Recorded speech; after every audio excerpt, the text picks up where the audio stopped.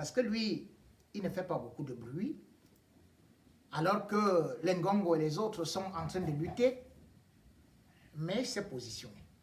Je vous avais déjà donné cette première information qu'il était ici à Paris et qu'il avait rencontré quelqu'un qui est très puissant, qui avait été président de Sao Tomé pendant 18 jours suite à un coup d'État qu'on appelle Fernando Pereira. Et Fernando Pereira a une fille qui a épousé Jimmy, un Italien qui a beaucoup de raisons.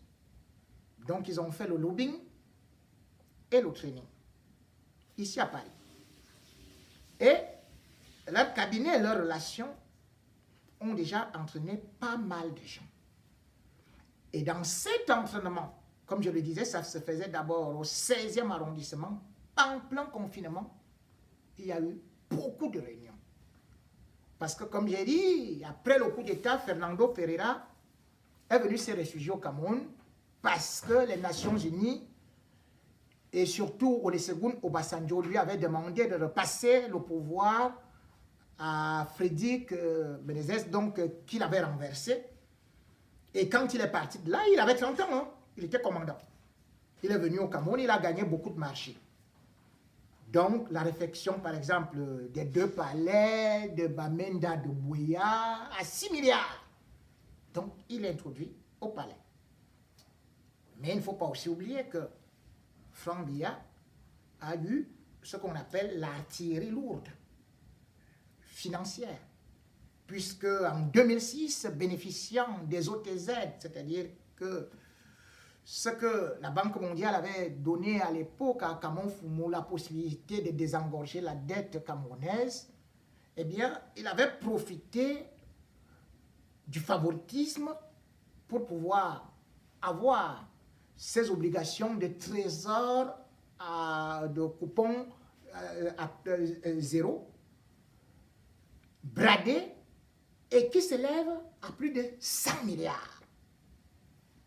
Donc, il a une armada de guerre. Il a aussi créé la société Afrion.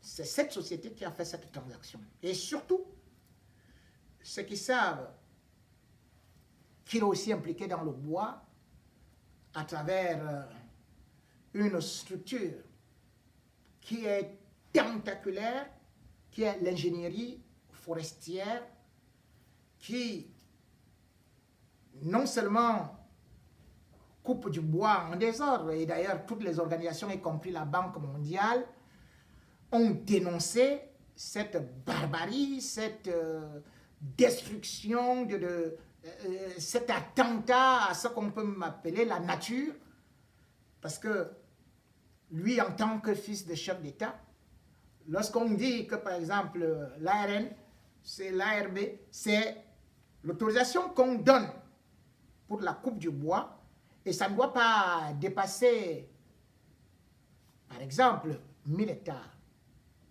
Mais lui, lorsqu'on voit ce qu'il a coupé, on se rend compte qu'il est impliqué avec d'autres sociétés clandestines, et France seul a coupé pour plus de 186 000 hectares.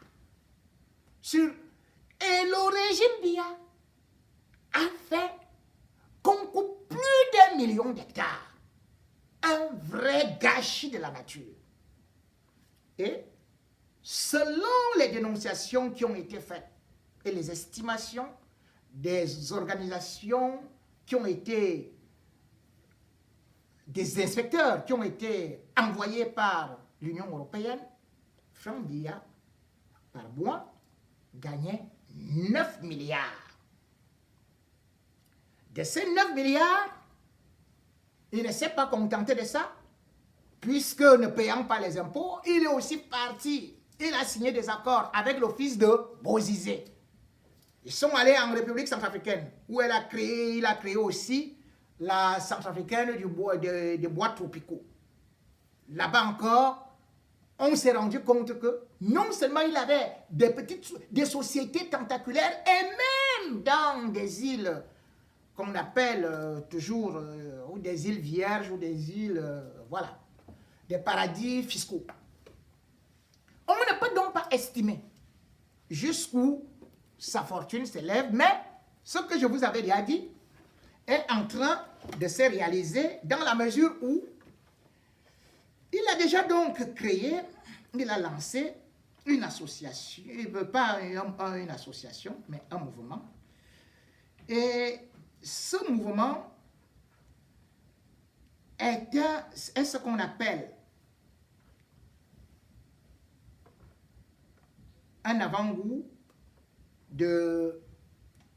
ou bien une passerelle vers le parti politique. Ce mouvement s'appelle Mouvement citoyen des franquistes pour la paix et l'unité du Cameroun. En abrégé, MCFP. J'essaie de vous lire un peu. Le préambule dit: le présent règlement intérieur régit le fonctionnement et la discipline au sein du mouvement citoyen des franquistes pour la paix et l'unité du Cameroun par l'application de la loi numéro 90/53 du 19 décembre 1990 portant sur la liberté d'association. Là, on est sur la liberté d'association. Je vous ai dit qu'il viendra par une association. Je vous avais déjà dit. Le présent règlement intérieur vise à encadrer la mise en application de la mission du mouvement citoyen des franquistes pour la paix et l'unité du Cameroun sous l'observation stricte de ses valeurs, afin de voir réaliser sa vision. Il est destiné à compléter les statuts du mouvement et à fixer les divers points non précisés, notamment ceux qui ont trait à l'administration interne du mouvement. Le règlement intérieur est transmis à l'ensemble des membres du mouvement ainsi qu'à chaque nouvel adhérent. Il s'applique à tous les membres sans restriction ni réserve et est annexé au statut du mouvement. Les dispositions du présent règlement intérieur doivent être interprétées à la lumière des statuts du mouvement. En cas d'ambiguïté ou de contradiction, les statuts s'appliquent par priorité sur le règlement intérieur. Le présent règlement intérieur a pour objet de définir les principales mesures en matière de comportement des membres du mouvement, les règles générales et permanentes relatives à la discipline, les dispositions relatives à la qualité. Les membres sont astreints à la discipline du mouvement. Les membres doivent se soumettre au respect de l'objectif, de la vision et les valeurs du mouvement. Les membres s'engagent à observer les mesures visant à accomplir dignement et honnêtement nos missions. Les interdictions, sous peine de sanctions, sont prévues dans le présent règlement intérieur. Il est interdit 1. D'organiser des réunions au nom du mouvement, sans autorisation du Bureau national, d'introduire et de diffuser des tracts, des pétitions, de procéder à des affichages non autorisés, d'introduire sans autorisation dans les réseaux sociaux des posts à caractère insurrectionnel, de communiquer dans les médias. Il est interdit de communiquer dans les médias et réseaux sociaux au nom du mouvement sans mandat du bureau.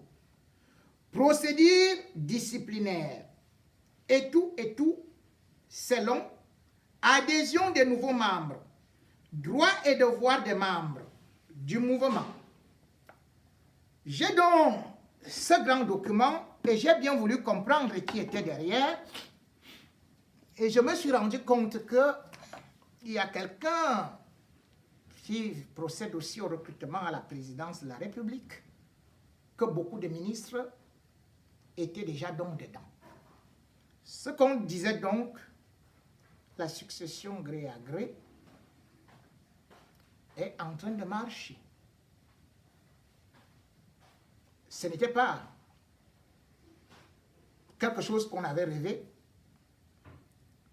On l'avait vu arriver. Et je vous dis, c'est costaud.